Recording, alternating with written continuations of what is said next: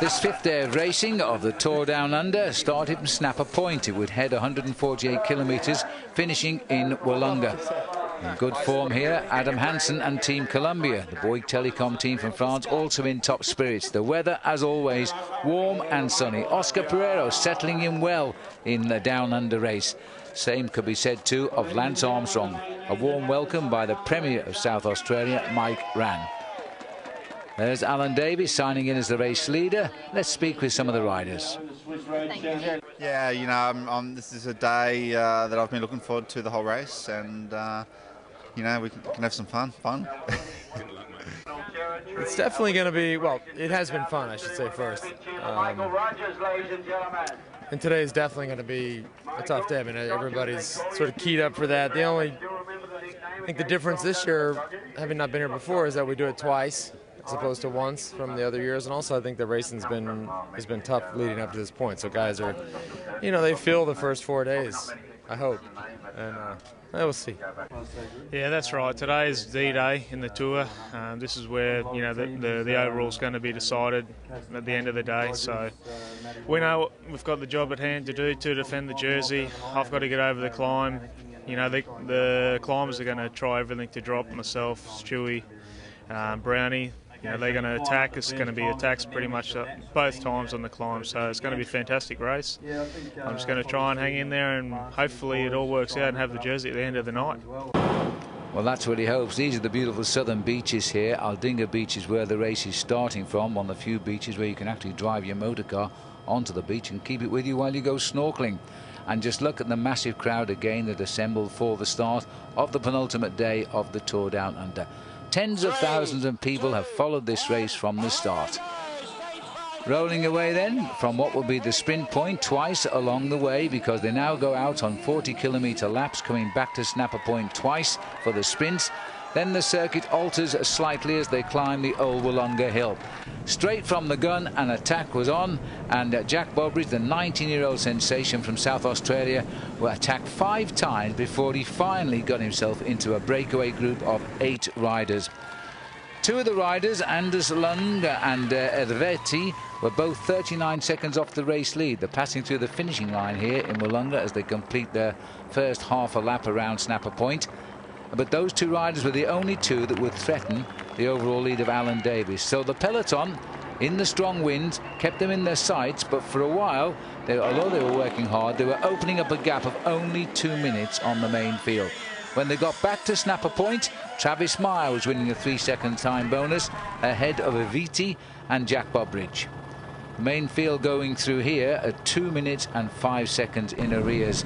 But they were holding them, and really holding them. They were not allowing the breakaway to run, because the fear was waiting in the old Wollonga Hill. Every rider knew the race should be decided on this one climb of all. At the feeding station, which was always on the finishing line down in Wollonga, the riders grabbed their bags. They were moving now at around about 3.5 minutes behind the breakaway, who were edging clear. There'd been a crash too to disrupt affairs. Stuart O'Grady had been on the ground. He was soon back in the field. Then again, back at Snapper Point for the last time at the end of lap number 2, it was Meyer, Aviti, Bobridge, the same result as the first lap, and the gap was around about 2.5 minutes. Most of the crowd here had moved on now. They'd gone out to the old Wollonga Hill, where the riders would contest the climb on 2 occasions, and that is where everybody was waiting with bated breath. Well, the sun was coming out, the weather was warm, the wind was blowing back through the finishing line, this time at Wollonga, knowing that just up the road, the climb now will be straight up the hill. No coming back down the other side of the highway. And soon as they were on the climb, the breakaway of 8 disintegrated. An attack by Jack Bobridge helped an awful lot as he pulled clear of the field alone to go over the top. He was being chased by the Russian rider Sergei Klimov. Speeds were high too, almost 90 kilometers an hour as they raced away from the field. Bobridge now joined by Klimov. The rest of the riders behind were being swept up by a disintegrating peloton. And Allan Davis was in trouble off the back, while Lance Armstrong was very relaxed and travelling here at just on 99 kilometers an hour, 60 miles an hour on his way down the old Wollonga Hill. Down at the finishing line and facing up to the last climb of the day, Bobridge was still clear with Klimov, but the field were closing in rapidly now. Surprisingly, the field was not disintegrating as we all thought it would. Allan Davis was soon back in the group. It had been a hard chase. And onto the climb for the second time, Matthew Lloyd, having swept by Bobridge and Klimov, was now leading the race, being joined there by David Moncoutier of the French Cofidis team. A little bit further back, Michael Rogers was trying his moves, but he couldn't put anything away. Lance Armstrong was still in that leading group too. The ochre jersey of Allan Davis wasn't, but it was on a fine chase back. He must have topped 100 kilometres an hour to join that leading group again. He yo-yoed twice he'd fought back to the group, and this group again, and we could hardly believe it, had now swelled to 50 riders, and the sprinters were in for another fine finish. The only big sprinter missing was Graham Brown. He would lose his second place overall. As the sprinters came to the line, Allan Davis, on the defensive all day, saw his favourite finish and hit the front, challenged all the way by Rojas, but this time Allan Davis wasn't punching his victory of the stage, almost crashing here into the managers. He was punching the air with such fervour because he knew that for him was winning the Tour Down Under tomorrow in Adelaide. So as he looked for somewhere to stop, Allan Davis knew now, having won 3 stages out of a possible 5, his lead would open up by that 10-second win bonus. He would now be 25 seconds ahead of the nearest man, winning clearly here from Rojas, Martin Elmiger and Stuart O'Grady over the line in that order. But overall now, Allan Davis had built himself a 25-second lead over O'Grady, 30 over Rojas and 30 over Martin Elmiger, who won this Tour, by the way, 2 years ago.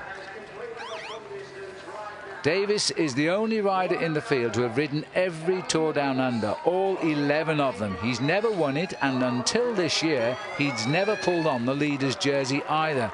This week has just gone so right for him.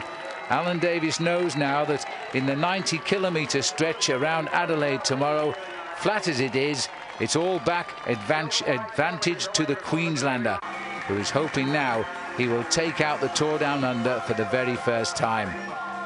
He came here, in some people's minds, as an outstanding favourite, on others as an outstanding outsider. Well, now he's the favourite. Allan, I have to say that was a very tough day for you on Old Wodonga Hill, but tactics seem to be right. Tactics perfect. My team absolutely unbelievable. The only time I hit the win was 100 metres to go. I couldn't have rode it any better. I just like to thank all my team, mate. That's all I got to say. All the sponsors, the crowd urging me on, and all the Aussies. Unbelievable. Thank you very much, Quickstep.